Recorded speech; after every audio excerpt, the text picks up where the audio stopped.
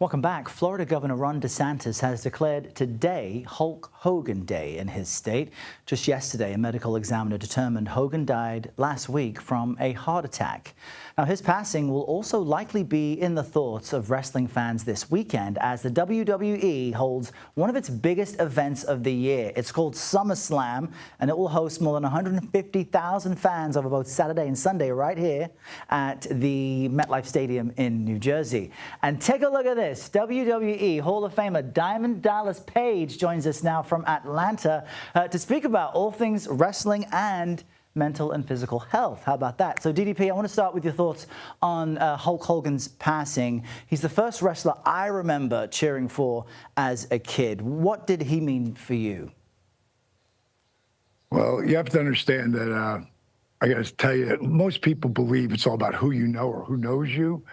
Personally, I believe it's all about who's willing to say they know you. And Hulk did that for me very early on in my career. And we were in Berlin, and I just finished my match. I was the first match. I'm the curtain jerker. I didn't start wrestling until I was 35. So everybody thought I was a joke. And by the time I was 38, I'm here in Berlin, still bottom of the card, first guy, we call it the curtain jerker.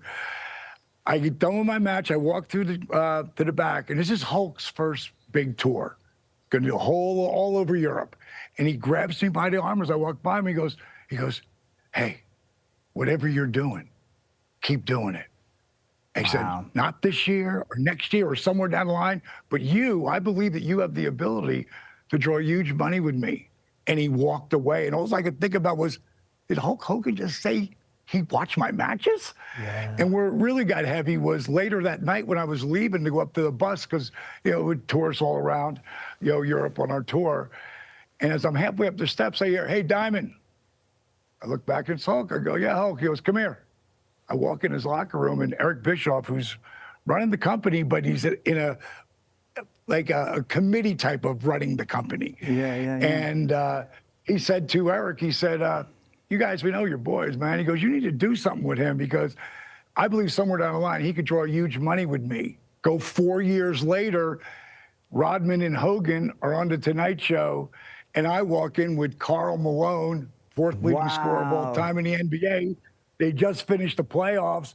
I walk in there, we throw down the chairs, and we shoot our angle, not on the wrestling show, but on the Tonight Show, the world stage. And it was unbelievable. Well, Dallas, I want to ask you this, because a moment like that can be transformative for a young person getting into the business. So that's incredible. But I want to talk about what's happening now as we look ahead to SummerSlam this weekend. Like WrestleMania, it's been expanded to 2 nights.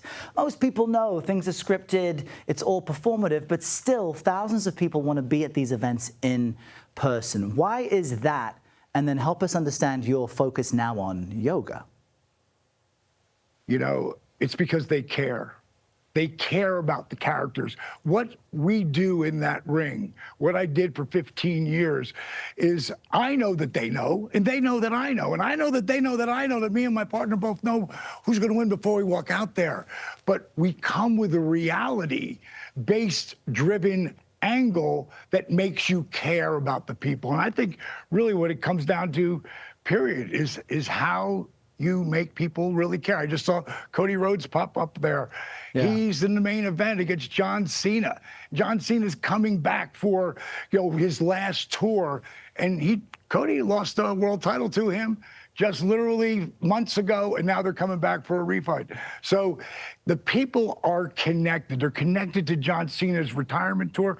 They're connected with Cody, who's the biggest babyface, meaning good guy, on the planet with us. And he really makes the people care. Both of those guys do. Cena's a huge star. He doesn't have to do wrestling anymore, but he wanted to say goodbye. There's so much each of you do for fans. You put your body and your minds through hell. And I know now you have this focus on yoga and physical health. Any chance you're going to get Cody Rhodes on a yoga mat? I have plenty of times. I've been mentoring Cody since he was 12. His wife is a yogi. But I developed DDP yoga out of necessity. Like I said, I didn't start wrestling when I was 35. My career took off when I was 40.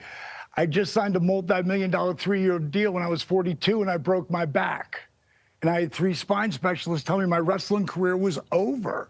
So at that point, my first wife, Kimberly, she literally bullied me into yoga because I'm the guy who wouldn't be caught dead doing yoga.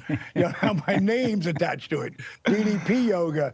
But my program proves that we can heal our bodies as we grow older. No one should expect the pain and the lack of mobility that comes with aging. I'm the first testimony. I'm the guy, like I said, broke his back.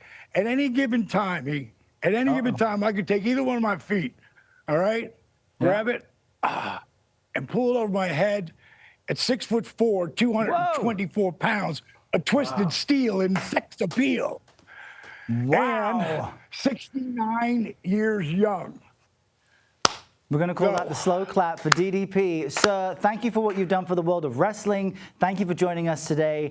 And you're the first guest I've ever interviewed who stuck their leg up in the air and didn't fall down. DDP, we appreciate your time. Thank you so much. Great to chat with you. Wow. All right.